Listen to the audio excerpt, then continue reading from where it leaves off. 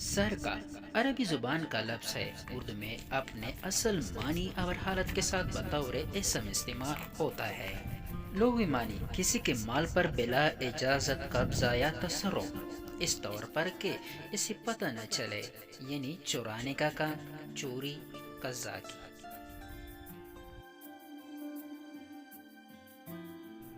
توارد عربی زبان میں ثلاثی مجرد کے باب سے مشتق اسم ہے، اردو زبان میں بطور صفت استعمال ہوتا ہے۔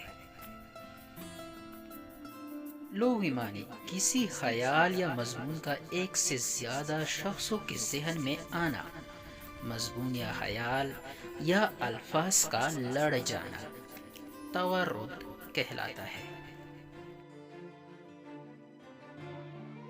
اب آتے ہیں سرقہ کی طرف، یعنی سرقہ سے کیا مراد ہے اور ادبی سرقہ سے کیا مراد ہے۔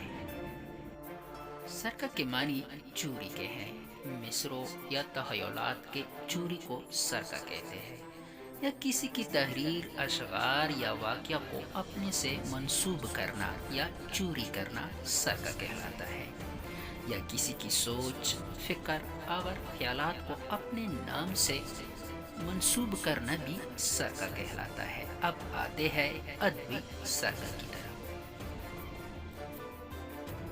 ادبی سرقہ سے مراد ادبی چوری کسی بھی مواد کو جس کے جملہ حقوق محفوظ ہو، بغیر اجازت کے ساتھ اپنے یا کسی اور نام پر استعمال کرنا ادبی سرقہ کہلاتا ہے۔ اب آتے ہیں توارد کی طرف۔ توارد شرعی اصطلاح ہے جس سے مراد ہے باہم ایک جگہ اترنا، اتفاقی طور پر یا غیر دانستہ اور غیر ارادی طور پر مختلف شعراء کے اشعار کا باہم لڑ جانا یا ایک ہو جانا، ہونا اور خیال اور سوچ کے آپس میں مل جانا توارد کہلاتا ہے۔